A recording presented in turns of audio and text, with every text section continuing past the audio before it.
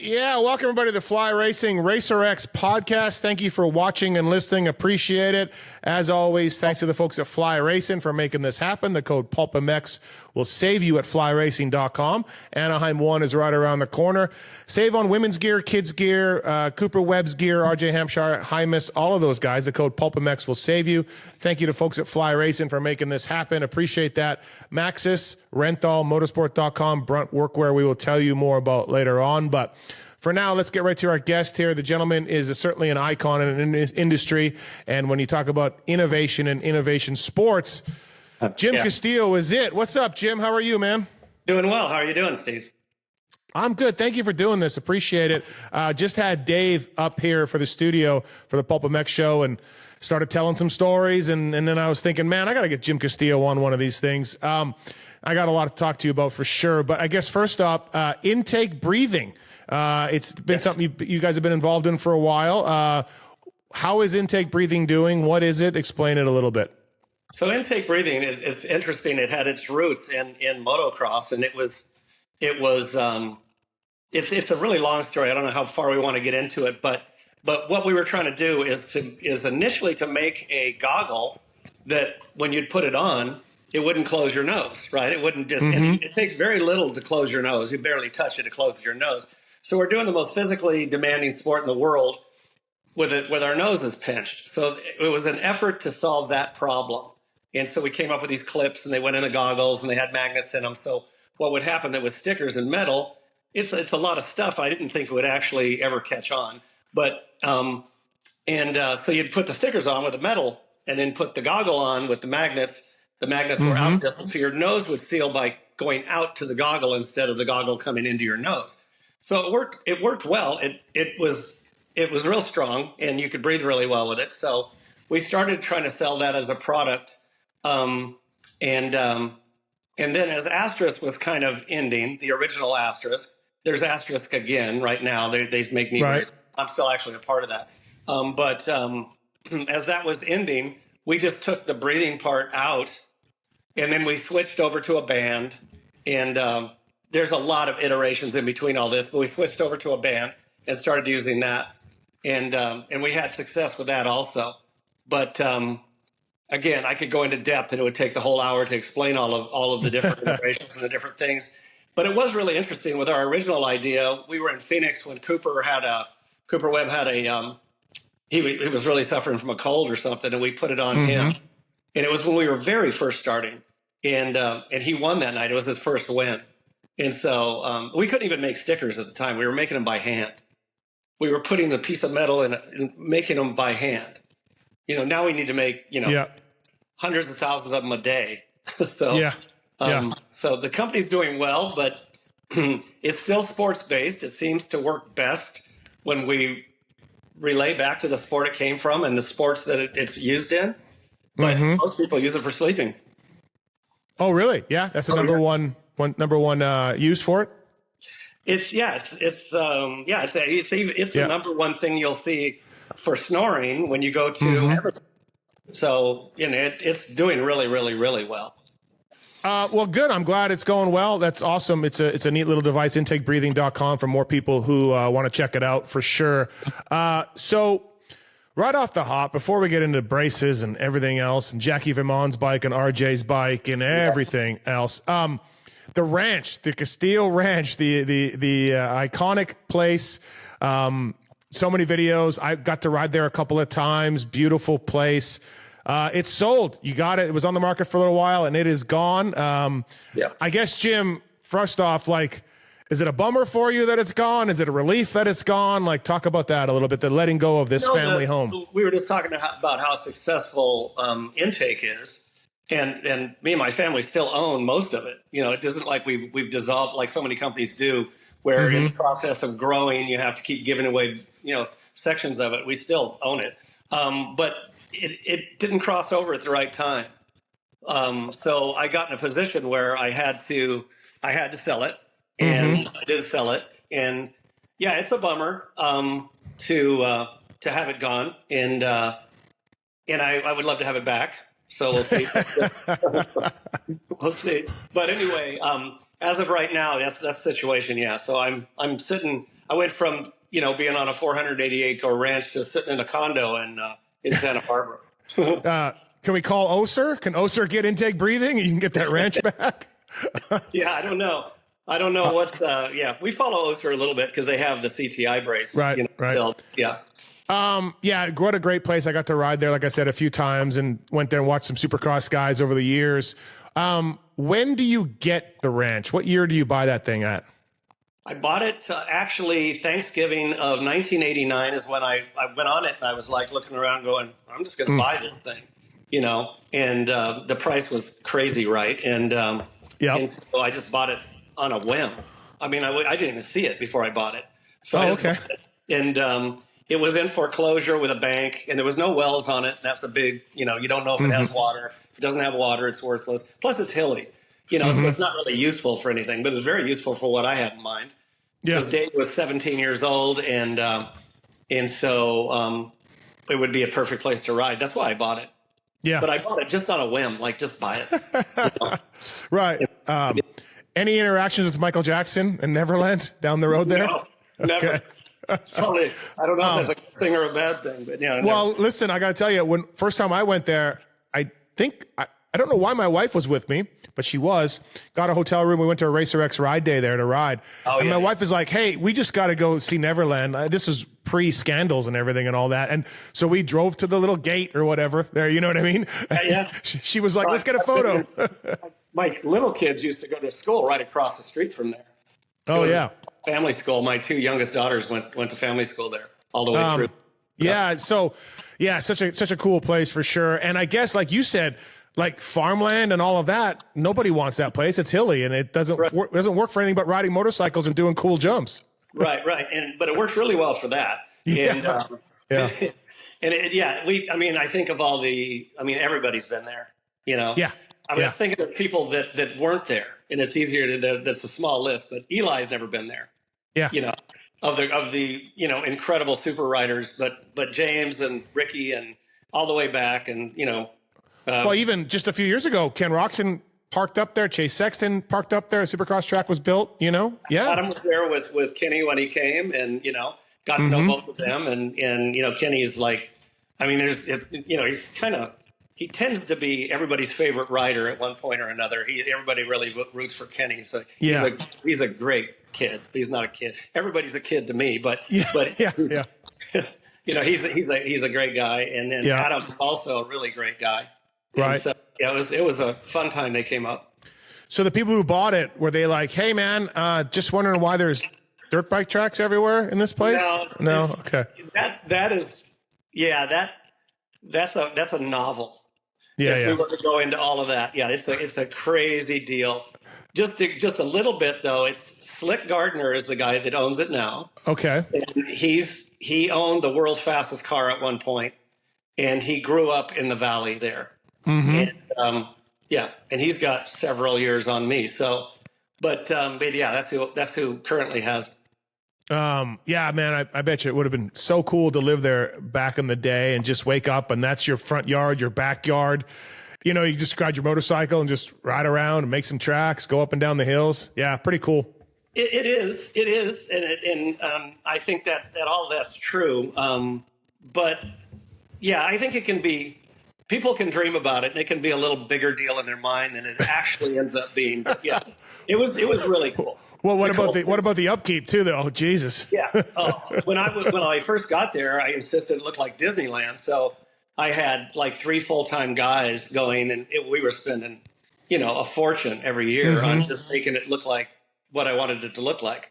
Yeah. But you don't want to domesticate too much. Yeah. Because it's just hard to do. Just kind of leave it to do what it's going to do, Well, for people who don't even know, the motocross track had sprinklers installed in it, Yeah, it was like you put some work into that thing, had underground water system, everything. So pretty cool. And something would break. It was under incredible pressure because we needed the pressure that you needed all the way on the top. That was so much that we had it was a really strange system. So we went through a lot with that. Yeah, but it's all part of the fun. Fly Racing Racer X podcast with Jim Castillo talking intake breathing, CTI, and more. Hey, thank you to Renthal, by the way, renthal.com, Factory Honda, and of course, Kawasaki KTM using Renthal products. They got a direct-to-consumer site now available, $99 free shipping, chains and sprockets and bars and mountain bike parts as well, made over there in England and to the highest quality. So please check out renthal.com and check out their direct-to-consumer site as well.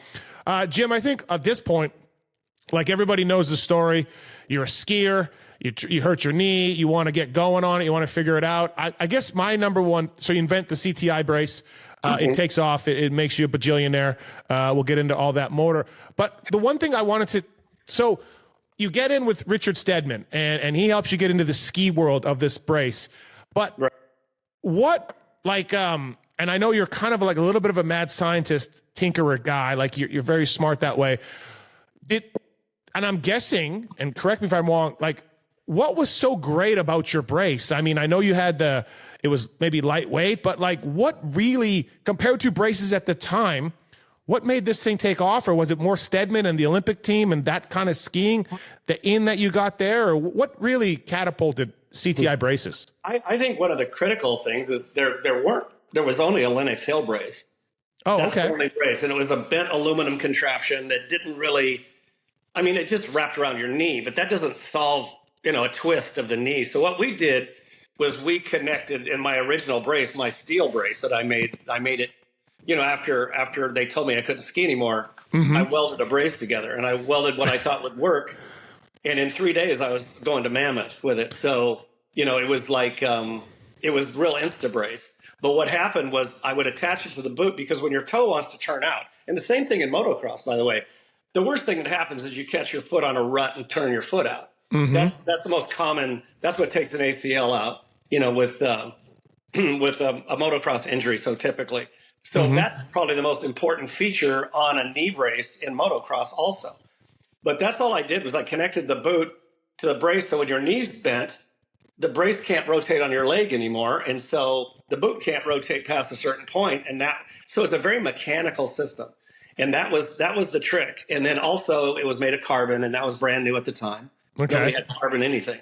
And so how did you get involved? How did you even start with carbon though? Like, did you have background in this? Did your brother Not at all. Okay. We used to mess with fiberglass and that. So I called a guy up at Moffett Field, a NASA guy. There was a NASA facility there. And when there wasn't an internet, I would use the phone. I just call until I would just find it. So I got this guy and he sent me to Ciba-Geigy, which happened to be in Orange County. And they just filled back my truck with everything I'd need. It was probably $10,000 worth of stuff.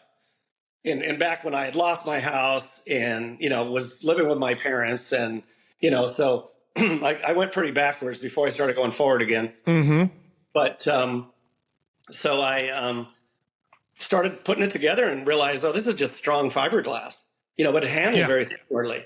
And so we made the braces and took them up to Stedman.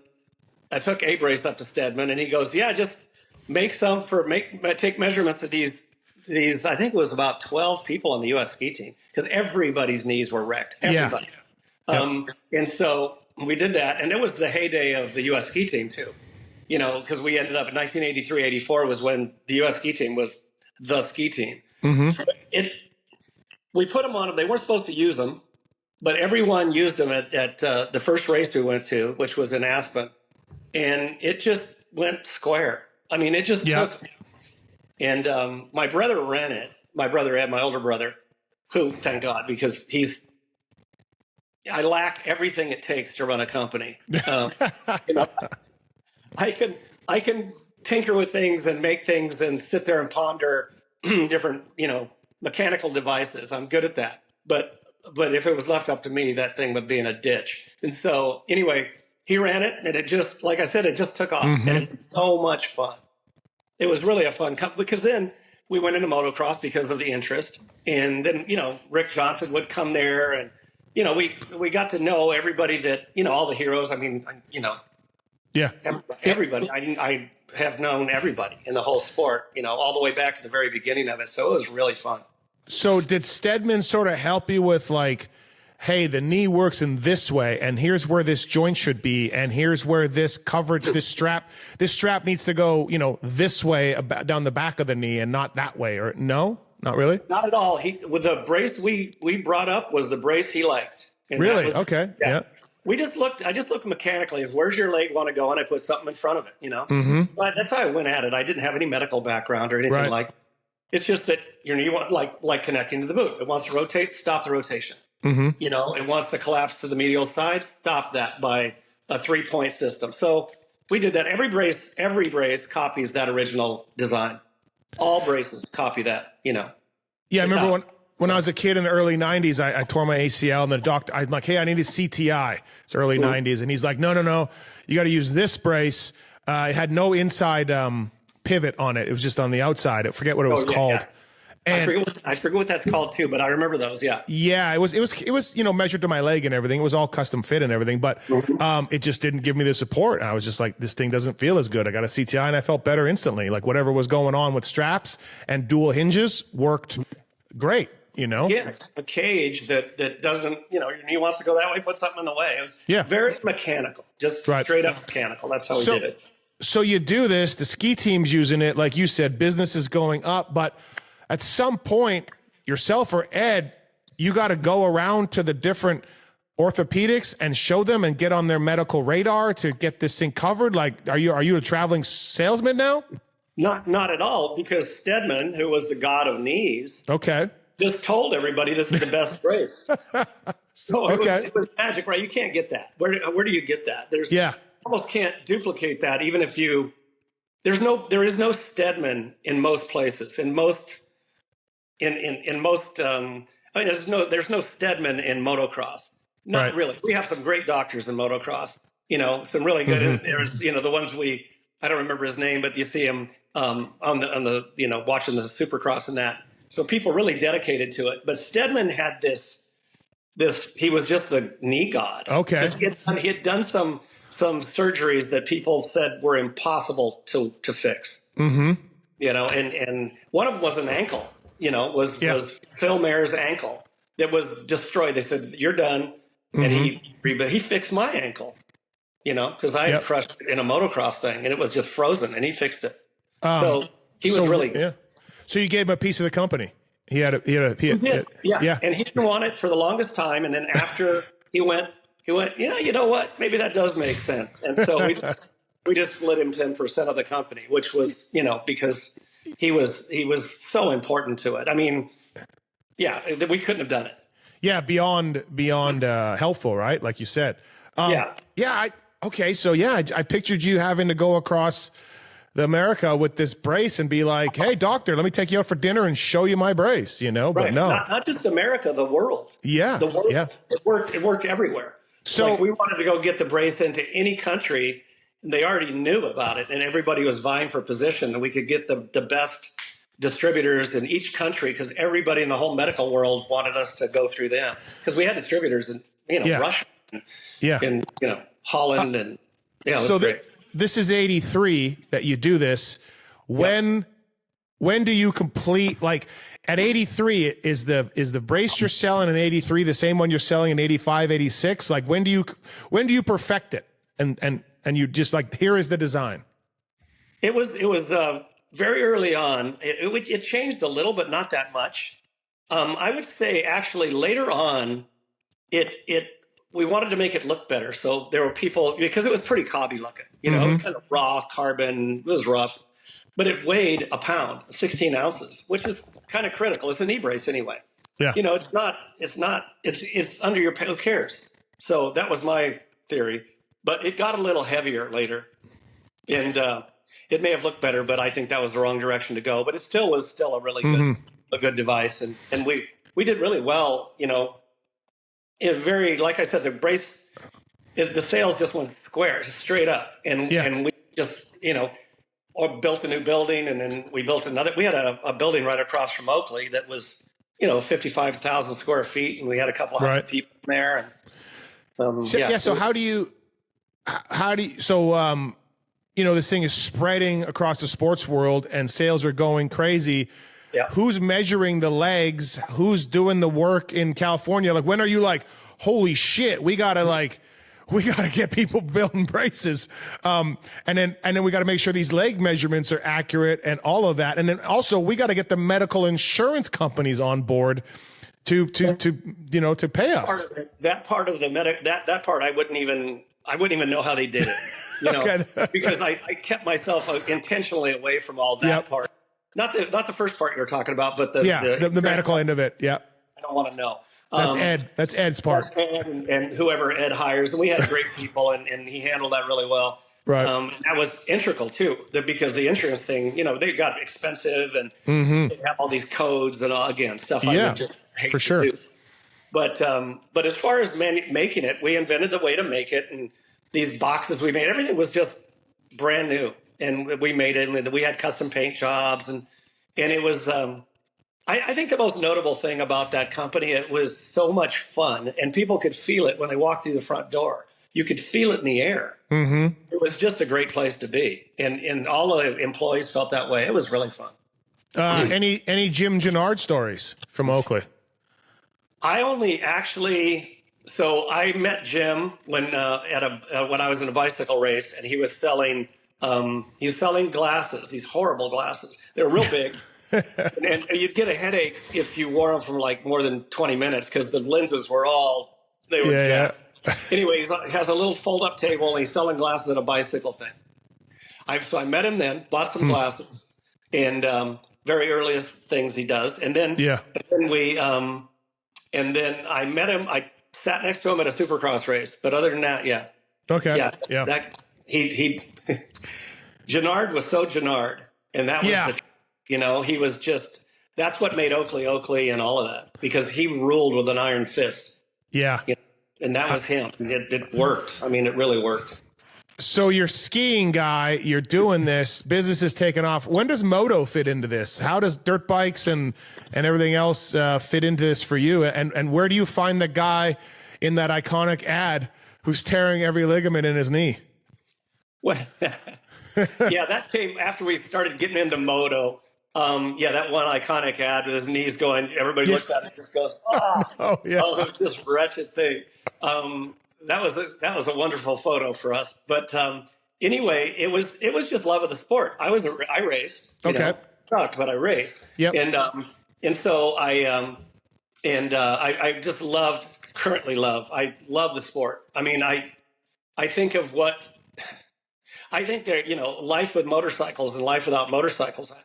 I don't know how you do it without motorcycles. Right. It's just people you get to meet, the fun, the danger, which I think is really important in guys' lives. You go out and do something where you go, wow, I should be dead. That's important. And so motorcycles were really important to me. And so we just gravitated right towards it. People had hurt knees and Jody, and that was kind of one of the starts. Weisel, Jody Weisel. Yep. Yeah. Yep. And putting it in his magazine. It was in his magazine, and Motocross Action, I think, was dirt bike was there, but I think Motocross Action was there too. Yeah. At that time, and it just took off in that sport. And so it worked really well. So you were a skiing / motocross guy, like just growing up. Yeah. Into that. I wanted to do both. I went to go skiing. So they said, you're never going to ski again because the leg, a car hit me going, I was a pedestrian, and he hit me going 45 miles an hour. So, and I had a cast on my lower left leg from a motocross crash during the Golden State Series. I crushed my heel. So my leg wanted to go under the car when I went over. So it was just skin. So the fact that I can walk or that I was able to do anything was kind of a miracle all by itself. But anyway, so motocross was a natural thing to go do, and then you get to meet every who Roger is, and that kind of stuff. Where he was a hero. Are you the guy, like there's stories about, Jim talking about Gennard wandering the pits, giving out goggles to RJ and these guys. Are you the guy in the early 80s going to, motocrossers and knees, it's, synonymous with knee problems. Right. Are you the guy saying, hey, Wardy, RJ, I try this. Like what were these dudes doing before? They came to us. Oh, They okay. they, just, Yep. they heard about it. They came to us. Ricky drove up from El Cajon and in his black Toyota when he was 18 years old, and we put braces on him. And then Wardy was a neighbor. I mean, we knew Wardy. My parents knew Jeff before they even knew what motorcycles were. You know, so. Okay. And Jeff he was a local there. We were in Orange County, right where Jeff was. So Yep. and it just started, and it just went. We were on everybody. I mean, Yeah. it was really across the board. It went well. It's crazy because I can think of some guys now, but back in the day, like Larry Ward and Kevin Windham were like the only guys that didn't wear braces. It was just, and I mean, now that's more competitive and there's over the shelf ones, there's prescription ones, but back in your era, it was CTI or nothing. I mean, that was it, Yeah, right. Again, we were, I mean, the only other thing going during that kind of era was a Lennox Hill brace, and it was, relatively useless. So, Yep. yeah, we had that advantage, Okay, so one story I want to talk to you about was, in 85 at the Rodale Cup, RJ's signed with Honda. Yamaha's like, I'm not going to give you a bike. And then, RJ's like, I still want to race. You build this super cool 85 YZ250 lowered tank, everything else. Really neat idea. I think I read or someone told me that the tank kept leaking all night or something, but it was pretty cool. I mean, so it's crazy, right? And we did the Honda too later, the one for Jackie, but so yeah, the tank would seep. It wouldn't leak, Okay. Just seep. Seep. But because it was this crazy mold we made, we just took carbon and then made a shell, and then tried to build a tank inside of it. We didn't know what the hell we were doing. But we made this really, I mean, and the bike was so light, because the whole subframe weighed 11 ounces. Okay. And that included an airbox and everything. The bike weighed maybe, I think it was about 198 pounds. Okay. So, and the 250 Yamaha is a great motor. Yeah. And we actually made a reed block for it that really made it work better. And we made our own reeds and played with all that. Oh, wow. Okay. So I just thought you did the tank and the subframe. No, you made some motor stuff like crazy. Yeah. Yep. Two-stroke. I love two-strokes. Anyway, and so that bike, because the power to weight, it felt like a rocket ship. Like you'd get on it and go, this is the fastest 250 in the world. Right. And it kind of was because, you knock 20 pounds off a thing and it just scats. I mean, that's a huge difference in weight. Yep. And so, it was really fast. We had worked Honda forks. And so Honda was going crazy. Those were our forks. Yamaha's pissed. Yamaha's pissed because he's racing a Yamaha, right? Yeah, they don't want him to, right? Yep. It has a Honda front end on it, Right. And it was the right side up, the old style, those plush, fantastic forks. And we got them from a friend to use, and so we did that, and we just put this whole thing together, and then he went out and just kicked everybody's ass, and it was it was one of those moments you put together that you're going, wow, yeah, it was fun. Really fun. What happened to the bike? Whatever happened to that thing? I wish I knew. Really? So it was upstairs at the original Innovation Sports, and then one day it just wasn't there anymore. Really? Yeah. Damn. Yeah. It's just gone. Huh. Yeah. So anybody out there, let me know if you see that bike. And I've never seen it like in Prim Museum. You know what I mean? I've never seen it. Yeah. Outside of. Well, I think it was obviously taken without. Yeah. I don't know what happened to it, but it was a really cool bike. It was. And then late 80s, 88, 89, you did the same thing for Jackie Vimond with the CR500. Right. You built him a cool one for the USGP. Right. Yeah. Real serious with the big side panels. Yeah. The whole one piece and took it over there. And there was so much politics with that. Even with his wife at the time. And, we did all this and we built that bike in 30 days. Okay. So the time he called me and says, I need a bike. Mm-hmm. I want you to do to a Honda 500 what you did to that 250. Oh, yeah. So there was a friend of mine, Dave, from Australia. We used to call him Good Dave. And we would work 3 days straight and then take like a night off and then work 3 days straight again. And we did that for 30 days and got that entire bike put together. And then over to Europe, we were just in a coma. it was really fun too. Dubach told me you just sold it maybe last year. Dubach went and helped it. Came, Doug came to the ranch, and we had Found all the parts and everything. And I thought, here, just take all this stuff, see if you can do something with it. So I think it's in England or something. Yeah, something like that. I didn't make any money on it or anything, and nor would I have wanted to. But if I could see it rolling again, it'd be cool. It was now that one, the stock bike wet weighed. This is a great story. Stock bike wet really weighed about 240. They weren't light. Yeah. It was 237, 240. This thing weighed 204. Wow. So to pass the scale, we had, I'm probably talking way too much. I don't know. They could throw me in jail for this. Anyway, we had like chains in the airbox and all sorts of stuff. Just wheel it in there. Yeah. Wait, no, it was insane. Did it break or did he crash out of a moto? I don't think. Do you remember? Jackie never really rode it much. Okay. He rode it in practice, and we rode it. I rode it all over Europe myself too. So the thing was just ferocious. I couldn't ride it. So he didn't end up racing it then. That's it. Okay. I think he raced it once at in Northern California. What's that track called? Little Track. He raced it once. Okay. I forget, but yeah. Then we had Myerscough race it over at Namur. Oh, okay. But they were just But it was myself and Chris Haynes. Right. He's a lifelong friend. Well, motocross lifelong friend. And, Dogger's old mechanic, right? I think. Right. Exactly. Right. Yep. And so, really good guy, really capable guy, and all of that. And so we just he goes, let's put that thing together and go race it in Europe. So we did. Yeah, that's cool. And Myerscough broke. No. What did he do? He hurt himself over there, I think. Mm-hmm. It was Baja where he broke both of his arms.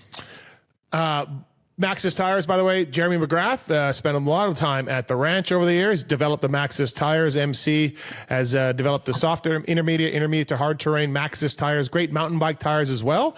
Over there at Maxxis.com, PRMX, putting in good results with those guys. Vince Freeze going to use them in 2026. Maxxis.com. I said about Renthal already. And of course, PulpMX code saves you at Fly Racing. Use that code and save direct with Fly Racing. Jim Castillo here on the RacerX podcast.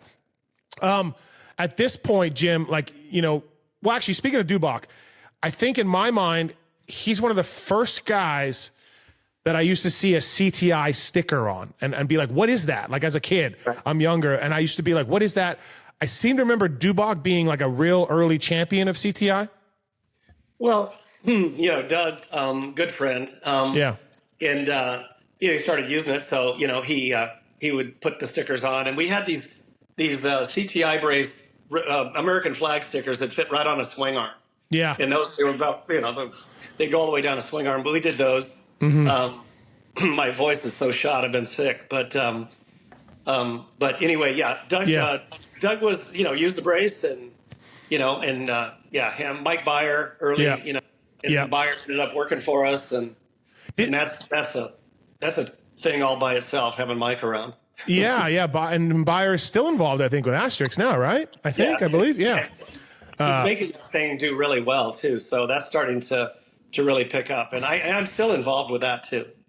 Now, were you paying anybody in the peak, or were they like, hey, we'll give you braces, put a sticker on? Thanks, Jeremy. Thanks, Andrew. Never paid anybody. Right, I figured not. Yeah, because I mean, this is something these guys like trusted and needed really to go racing. Right. What was the coolest celebrity / athlete that you put a brace on that you were like, yeah, that's awesome? Because I mean, obviously all the moto guys are your buddies, so that's not a big deal. But like, no, but it is, because I recognize who they, right. There was so many, right? I think Wardy, Ward used it, and everybody that knows him, he's just the nicest guy, even though he's super accomplished. And when he was at his peak, he was the same guy. He was just the nicest guy. When his most dominant ride, and I was there in Sweden, I think it was 84, so it was really early on. And he rode at the motocross, that was the Trophy to Nations. Trophy, yeah. 250s, and he went out and destroyed everybody. The best people in the world, really difficult track, deep, like 5 foot deep dirt. And he just was flying around with his eyes rolled back in his head. He was just gone. So having the brace on him during that time, that kind of thing, really that stands out. I think about that ride a lot, and I've talked to him about it. That was apex stuff. I've never seen anybody dominate like that. Not Jet Lawrence or anybody dominate like he did that day. He'll tell you it's one of his greatest rides ever too. Also, it's amazing, right? And then I think he knocked himself out the next week in the 500 race, or he tells a really funny story about that. I think the 500s were first. I think we went the 500s first? Okay. I think it was Finland, and we crossed the Baltic and went over to right. Yeah. So it was early on in the knee brace thing, but we were already doing motocross. Yeah. Because that was only 84. Yep. So and we started selling in 83. So we went straight into motocross. Yeah, really, right? Okay, so at this time, I mean, business is booming, mid 80s, late 80s. You're probably, I mean, you're always kind of trying to make the brace better and tinker with it. I get all that. But, dude, you're living the dream at this point. You're just like a full-time motocross super fan hanging out at races and then helping these guys. I mean, I imagine it's got to be so cool. Just what a life. It was, and it wasn't lost on me either. I knew it when I was doing it. I think back on it, I go, wow, that was really something. But I knew it then. Yeah. When I was there, I was like going, this is amazing. This whole thing's amazing. The ski thing too. I mean, we were right in the middle of I've got Steve Mayer's skis downstairs. We skied with the ski team. We skied with all those people. Yeah. Got to ski with Harold Schonauer. He was the guy we stole from what was then the Eastern Bloc of Germany. He was the best technical skier in the world. Him and I skied one day at Copper all day long. Okay. Yeah. I mean, that kind of, you don't get to do that, Right. And again, I'm glad I recognized at the time what I was doing, but yeah, it was a scream. What's CTI grossing around this time? What are you doing in sales? Man, let's see. It's different dollars too, because I think back, we used to do like 20 million, 22 million a year. And we would bring 20% to the bottom. And so, and I own most of it still, which I've somehow maintained with companies I've started. But anyway, yeah, I was making a lot of money. I was making a couple of mil a year. And I really only worked for about 6 years there and then moved up to the ranch. Yeah. And so, and then just, airplanes and ranches and stuff. But that same 2 million wouldn't do that now. Hell, 2 million. This condo cost 2 million. I know, right? Different times. Different dollars for sure. Yeah. Because I mean, and again, like CTI Innovation Sports is kind of moving along without you needing to be there that much. I mean, you make a great product and orders are rolling in for people who are tearing up their knees. Like, I can't imagine it being like, like a grind for you. More like you can just go out and live your fantasies of being this rich guy doing cool things. Yeah. Yeah. And, I mean, I wasn't rich, but I was rich enough to where I could plan my next trip on my current trip, so that's all and it's really kind of my downfall is if there's fun around, I just gravitate towards it. Well, and I don't seem to, I keep going and just, doing things and racing Baja and doing all kinds of crazy stuff. Well, yeah. One of my questions is, what's the dumbest amount of money you've spent on the stupidest thing? Like, what is something that you look back on? I mean, private jets, there's a lot of private jet stuff, but like that was probably for business and pleasure. But was there something that you were just like, I can't believe I bought that? Well, actually, I think you'd have to focus on the jet because it is a dumb amount of money, but it's not I look back on it and said it was probably the smartest money I spent. Yeah. Yeah. That's not that dumb. Right. Yeah. So it was expensive. Mm-hmm. It was a missile. The thing was super fast. And, we got to put the Great Western team in it and fly them around. And I mean, it was just crazy, but it was real expensive, like breathtaking, but also super rewarding. And I flew it. I was a pilot in it too. So I wasn't just sitting in the back. So that was really a good thing to have done. I'm glad I did. Was Ed yelling at you to stop spending so much money? Not in so many words. He did he could do he's still really well off, right? And I went through a huge dip, like the selling of the ranch and where I was like, I was like, I don't know how I get out of this. And so, but Ed is real conservative, and I'm real not conservative. You know, You're the dreamer. Like, You're the dreamer of the two, right? bake it and burn it. You know, just Right. as fast as you can. And that's what I've done, and I've been really. My kids are reprimand me for the same thing, but that's just kind of me. Right. Okay, so speaking of Dave up here, a friend of mine for a long time, I always enjoy talking to him. He's getting good at motocross. You know, he's got some skills, and he's going to try to turn pro a little bit here. And you know, I imagine you're backing him all the way. And look, he made a main event. He was a solid privateer for a long time. Then the Great Western Bank team comes up, and like the stories of this thing are just. First of all, no money from Great Western Bank ever came across. But no, they considered suing us, as a matter of fact. Oh, they why? don't exist anymore, so we don't have to worry about that. Right, because you use their logo, you mean? But was this your right? Were you the contact for Great Western, or was Budman's mom or something? One of the guys involved in the team goes, "Oh, I have Great Western. They're gonna be on board." So we're like, "Good, get that thing and put that on the side of the bike." And so we go back east to the first race, and Phil is killing it on the Cowie. Yeah, Phil Lawrence. Yeah, Great Western bike, and you know, he led. I think it was in a heat, but he led McGrath until the last lap, and so the truck. We had this trailer on the back of some truck, and it was breaking every time we went 100 miles, and it was just so much work, but so much fun, and just great stories. But yeah, the Great Western never gave us a nickel. I funded that whole thing. Yeah, and it was really expensive. By the end of the summer, it was Buddy and Phil in a box van, and that was about it. Everyone else was done. I don't remember we went right after it, though. We really did. It was fun. It was a good time, yeah. But hey, Budman was top privateer outdoors. Phil was top privateer in Supercross. Phil did really well outdoors. Like those guys really rode well, you know? Yeah. Yeah, you were saying about Dave. Dave could ride really well. He couldn't race very well. he would get on the line, and his heart rate would be doing like 240. You know, just because he would just, he just didn't. Yeah. When they would come up to when I say they, if Jeff Emig or Jeremy would come up to the ranch, Dave could hang, or sometimes Jeremy was going, "Dave, if you rode like that at Supercross, you would be right there." Yeah. And he could ride really well, but when it come time to race, he just, different people are made different, Yeah. So Travis was, I knew Travis pretty well because he stayed up at the ranch for 3 years in a row for like 3 months at a time. And he didn't even practice. I put all the time on that Suzuki. Great bike, by the way.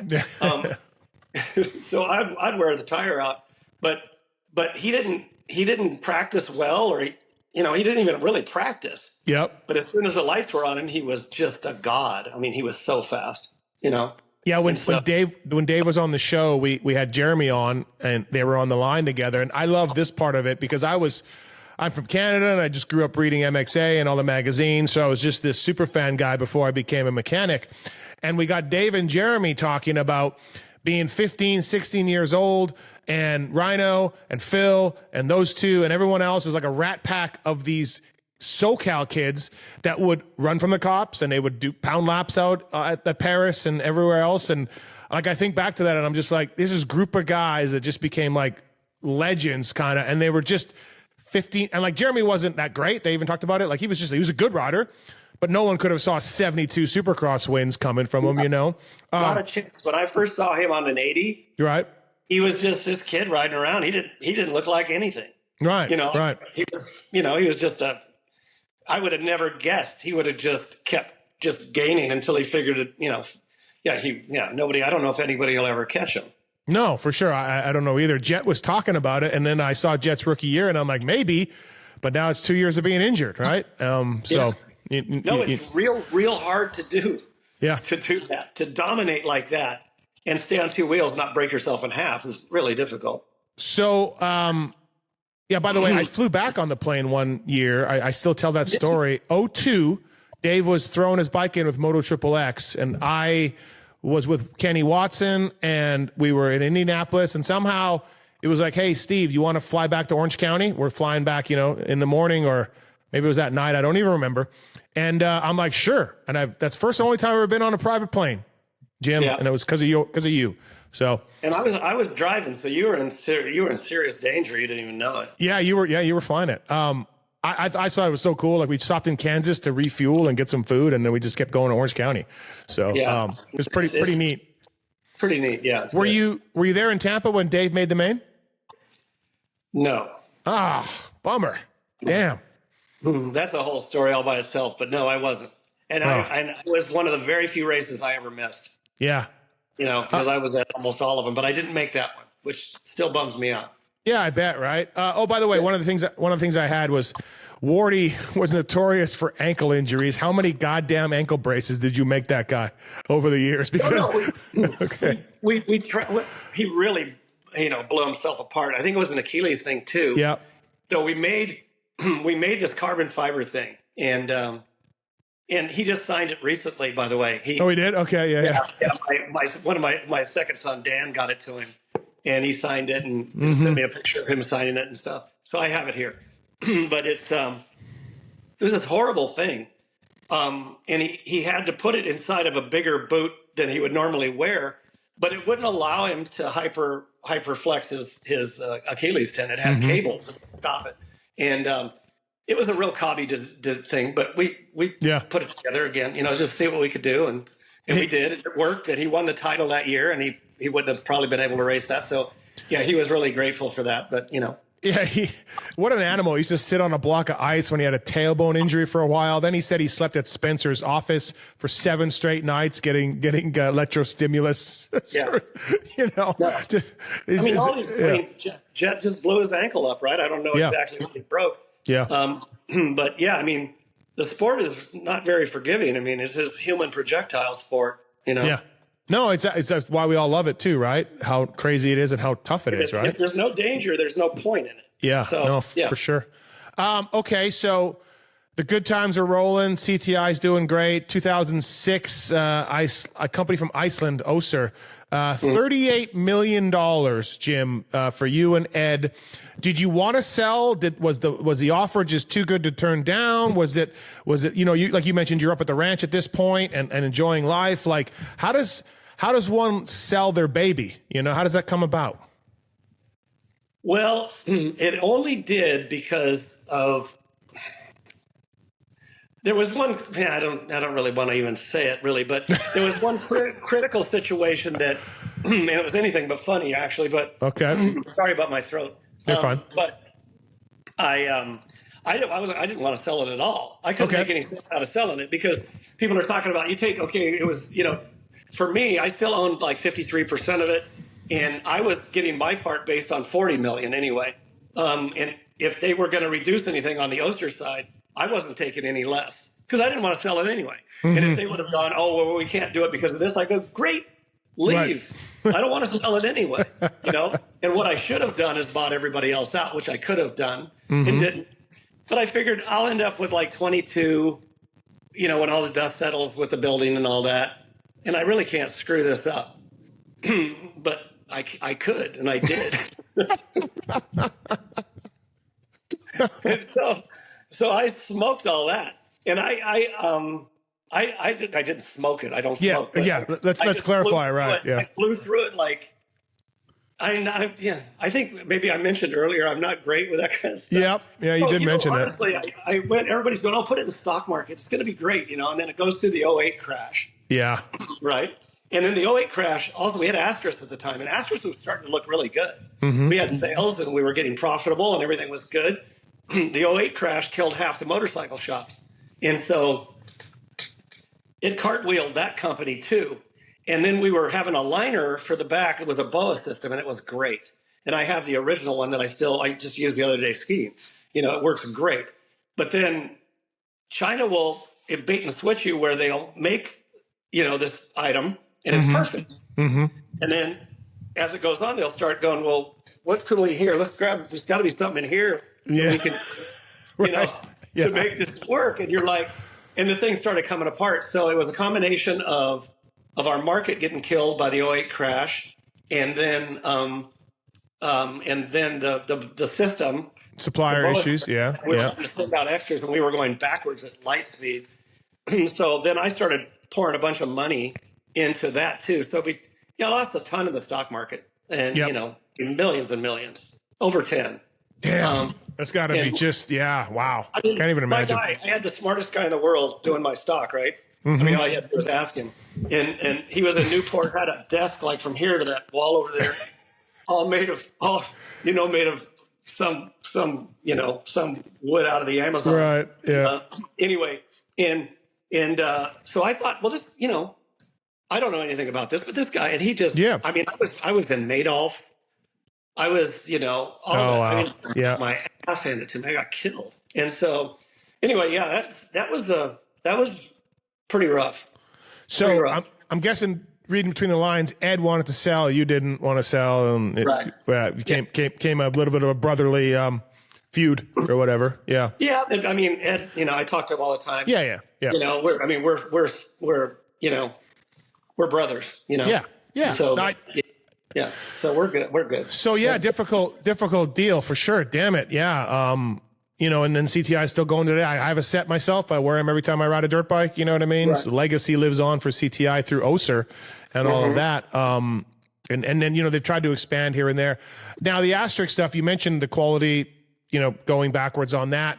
You fixed all that and it appears the company's doing well. Asterisk? Asterisk is really interesting because, Andril, you've seen this. Andril is the guy that did the Oculus goggle. Okay. And he was in with Meta, and then they found out that he liked wearing red hats, and they were, well, you can't have that. So then they launched him, and then, but they had to give him like $3 billion, and then he started doing all this defense stuff. Okay. And he's a genius, and he's relatively a kid. He's 30-something, 33 or something. Mm-hmm. And so he has this company, and Asterisk makes a bunch of parts for their defense products. Oh, okay. So that's really a big part of Asterisk. And Asterisk is starting to do, I talk to Mike fairly often, and Asterisk is doing really well, but we still do knee braces also. Yep. And so, yeah. Funny, and I mean, this isn't to denigrate any of the companies out there that do it, but the over-the-shelf braces, they work okay. I've worn them. They're fine. They're just nothing like a CTI though, man. Nothing like a brace built to your specs. I mean, obviously everyone's price point is different and insurance reasons and all of those things. But man, I don't feel like anyone's really ever aced an off the shelf brace. And I guess it's just for those reasons, right? Yeah, I would only think that once we went to the second generation, it got a little heavy, it got a little thick, and the hinges were a little off. But the Asterisk brace, that again, I just went skiing and it was early on, and the snow was like, but I love that brace. So the Asterisk brace, it would have been right at around 07, I think was an incredible machine. So I really like that one for an off the shelf brace. But a perfectly fitting CTI but that was kind of rare too, by the way. Getting a good fit. I mean, now we have LiDAR on our phones, Yep. None of that stuff existed. And we could do a lot now. To be fair, I haven't tried one for a while because I've had CTIs. So yeah. Yeah, right. But Asterisk makes like off the shelf carbon braces now, and they're kind of a one size sort of fits all kind of thing. But that's what works, and that's what sells, and it's comfortable, which is a big thing too, right? Yeah. So, yeah, it just depends on where you are with that. Motorsport.com, by the way, go through the banner. I want to thank those guys for coming on the podcast, motorsport.com. I'm sure they sell Asterisks. And go through the banner to help us out, and great prices on OEM and aftermarket parts. Thank you, motorsport.com. And Brunt Workwear. Dave Castillo, stuntman extraordinaire. He's a big Brunt guy. He does real work. So use the Omen or the Marin boots. Use Pulpamex show code at bruntworkwear.com. They make upperwear and jackets and stuff like that as well.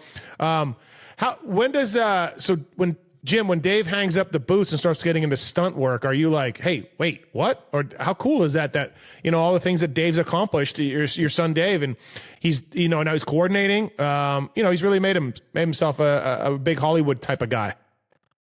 Yeah, I mean, I don't want to embarrass him, but he's Dave's smart, and so with the movie thing, he can kind of figure out what they want. He can do things quickly, which saves money, which made him really popular. Plus, he's a nice kid. If I do say so myself, so everybody gets along with him, and so he's done really, really well Yeah. in that. And it's a click. You can't get into it, but he did.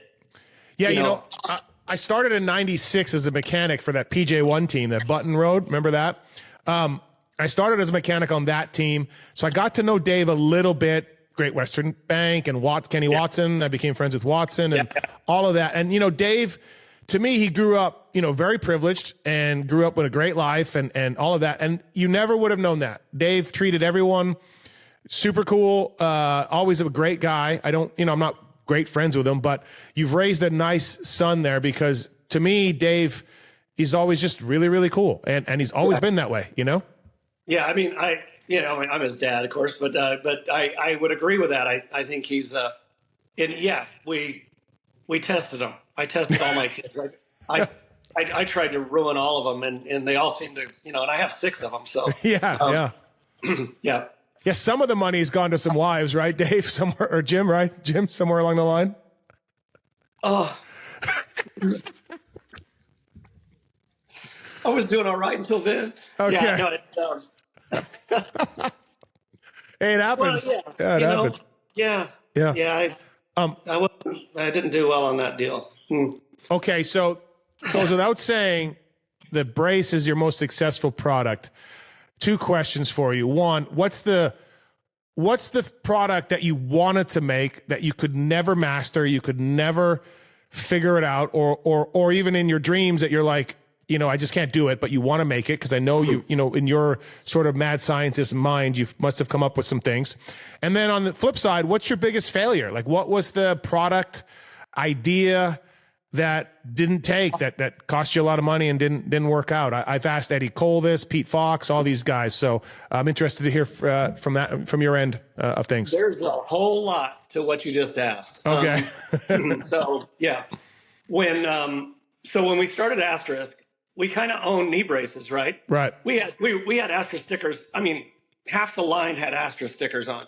Yep. But they weren't wearing an Asterisk brace. They were wearing a CTI brace or whatever they were wearing. You couldn't tell. Yeah. So we decided we're going to veer off with this Asterisk thing. We're going to try to go with that. But we're not going to do – we're going to do knee braces because we have to, because we own the knee brace world. So we're going to make this cool knee brace. And the original Asterisk brace was really cool too. But so we're going to make this brace, but we're going to go to other things. I want to make a better boot. I want to make a better – I had a whole kind of a foot line thing, bicycle stuff. And Okay. I wanted to go down that road.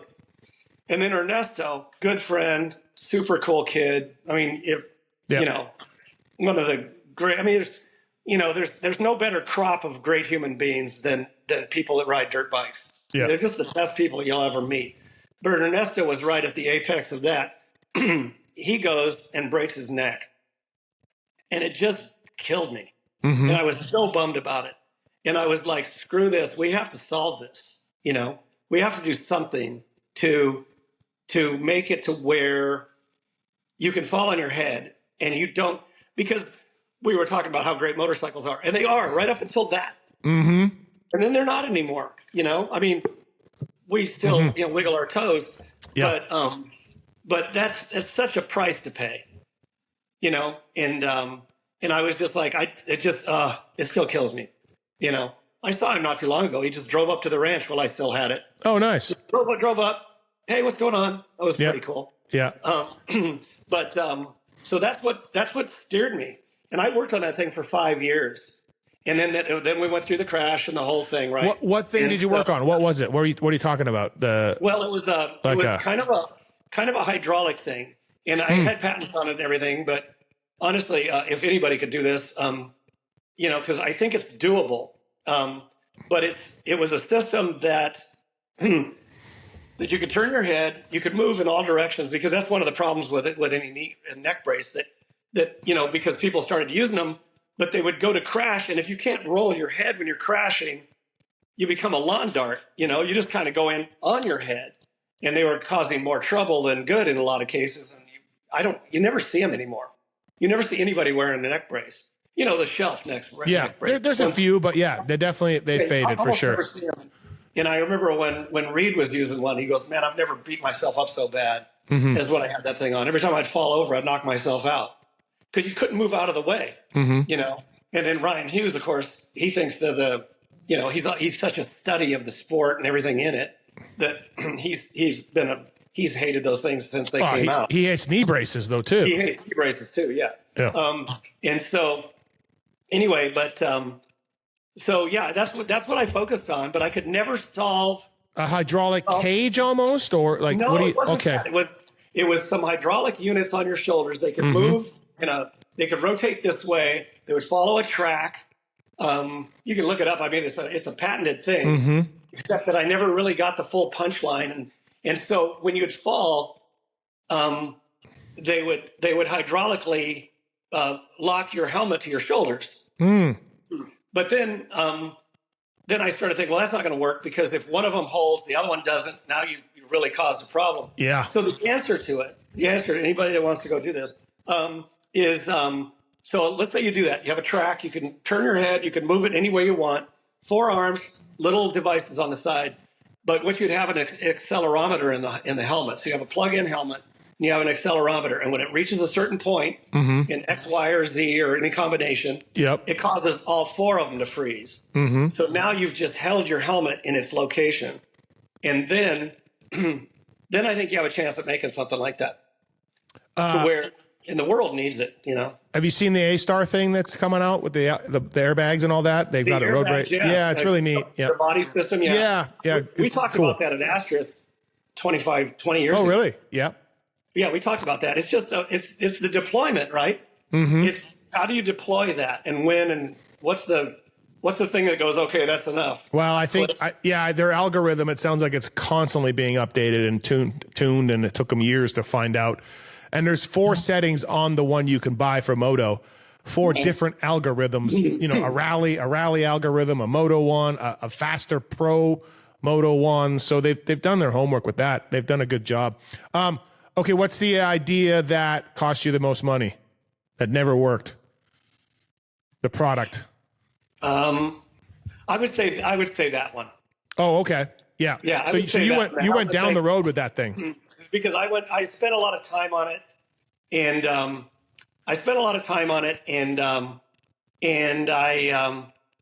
I didn't do what I should have been doing. I think that's the reason it cost so much. Okay. So, yeah. I mean, I could go back, you know, to in the early '90s. I was looking at the way they straighten teeth, and I was going to make no sense, and so I came up with the full Invisalign idea. 100% Invisalign idea. Yeah. And years before it was patented, and we had a deal in our software that would allow you to do that stepping deal that they did, and then you do a back and forth, exactly verbatim the way they ended up doing it. That was an expensive one to not do. Yeah. I blabbed about it too much, and I know where it leaked out, but oh, for real? Yeah. Like really, someone took your for real? Yeah, for real. Oh shit! I thought you were saying you came up with the idea, but then just someone else came up with it. But no, they got it from you. No, there's a vein that goes through, and I talked to somebody recently that worked for this. It was a dentist, but worked for this, and he said, "Oh yeah, that's what we were doing. We were trying to figure out this and that." Oh, wow. But as I understand it, they ended up doing the software again at Stanford, and that's what they ended up doing. So, okay. But that was a costly one. Yeah. Yeah, really, right?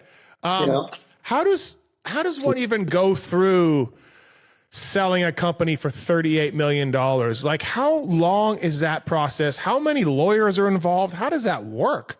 I don't even know, Jim. That's gotta be... Honestly, 38 million now, and now in today's dollars, that'd be like they say 5 years of EBITDA, but good God, I mean the process of you doing that's got to be just. Well, again, I didn't do it. I wouldn't, and I didn't even want to sell it. So all of that. Yeah. But it was it took a while to do it, Ed kept impeccable books, and everything was audited, and everything was it was. It was just open. Here we go. So do you, when you see CTI now, say you just go to Anaheim in a few weeks, and you're walking around, and do you have a sense of like, that's mine? It's not my baby. It's another people. It's like, what's it like? No, because it's not the same device. Yeah. You know? Yeah. It's not, so, I don't, I like the original one. The original one, the blue one, the blue one. Yeah. It was a really good device. Yeah. Because it did the job. It was cobby and beat up looking, and yeah. I mean, it looked used before it was, when it was brand new, but it worked. It was good. Yeah. Yeah. So no sense of like, that's my company. It's more like, hey, that's another lifetime ago, almost like, yeah. No. I sold it. It's yeah. I mean, again, the dollars are so different, right? Yeah. Because I mean, they're just constantly destroying our dollar. So intake is many, many times bigger than innovation ever was. Yeah, intake breathing. So is that something that are you going to a building every day? Is this a thing you're dedicated to 24/7, intake breathing? Like, how much time do you put into that? I'm real dedicated to it, actually, and I do spend a lot of time on it. But I think we're squaring it all up. It's growing so fast. I mean, it grew, I think, year over year, like 7x this last year. That's just unheard of. No company does that. It's very difficult for a company to do that. And it's bootstrapped, right? We're doing it ourselves. Yeah. And so we're not, borrowing money or anything. And so, so it's been a challenge, but I think, it's doing really well. And Dave's got a piece of that? Dave's part owner? Yeah, that's nice. All my kids are part owners, yeah. Oh, that's cool. You still moto? You ride motorcycles? What do you do? I ride a street bike quite a bit. I have a Ducati, a 2012. I bought it new, a Multistrada, a great motorcycle, a blast. And so I do that. I have a 450X that Eric Kehoe gave me way back in the day. Nice. So, but I want to get a dual sport bike, and get back at it. I want to get out. I love single track out in the desert stuff. Yep. I think it's just one of the most fun things. Have you tried one of those Starks yet? No. Oh, they're fun. Yeah, you got to try them. They're really fun. And it's not strange. Like, it is a little bit, because at first you're so used to hearing the pitch or the pitch of a motor to know how much speed you need to clear a jump or to whatever. It does take you some time, but holy smokes, it's pretty fun when you get into it. And they make a dual sport now. How long does that battery last? I think with average riders, which I am, I think you can get 4 hours out of it. 5 hours. Yeah.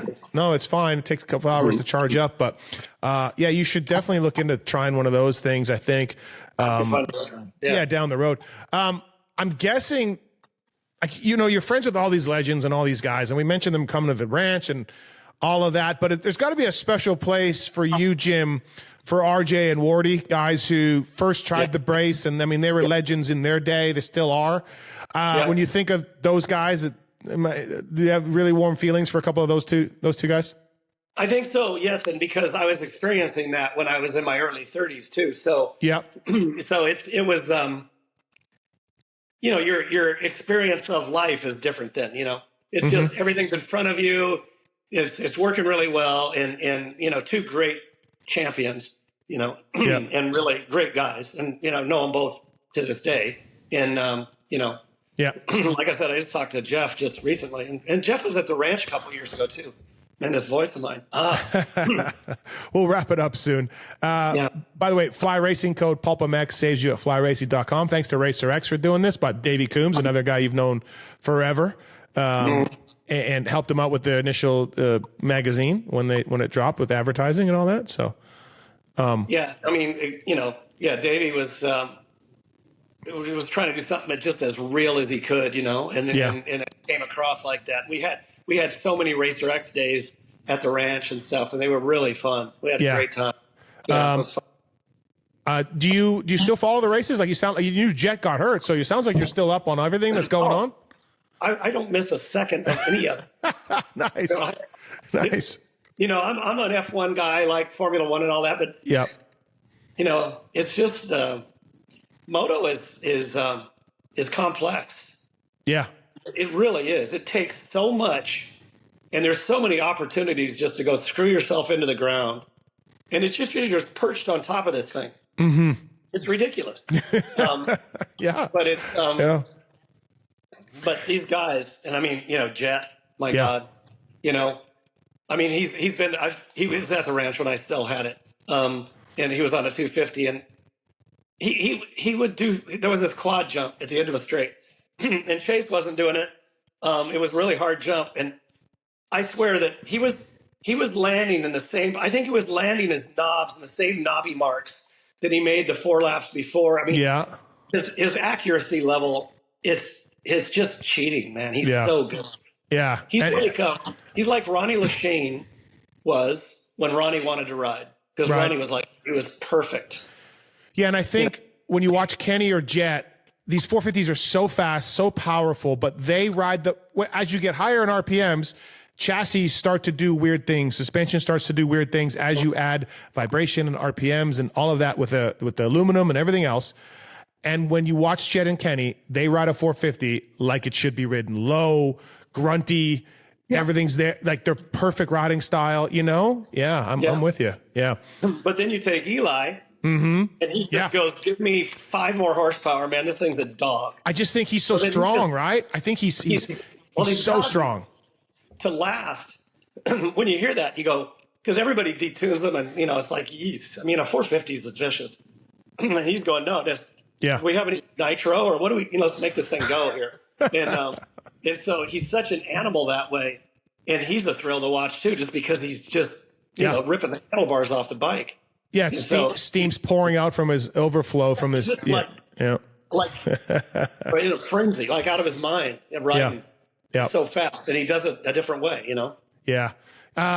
Man, you could write a book, Jim. You ever thought about it? Somebody's, it's partially part because I've just lived so damn long.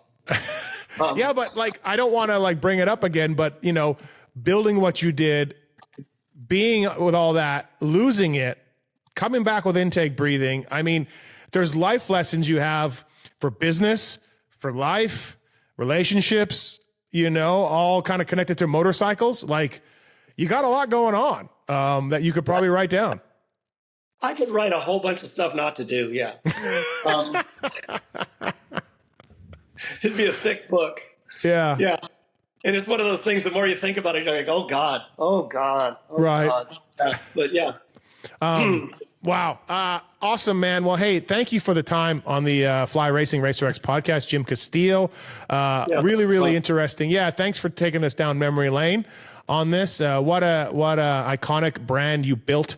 And still, like I said, even though it's like you said, it's not you, but it's still out there today. I'm wearing CTIs every time I get on my motorcycle, you know? So, yeah, it's awesome. Thanks for the time, Jim. Appreciate it, man. Okay, Steve. See ya. All right. See ya.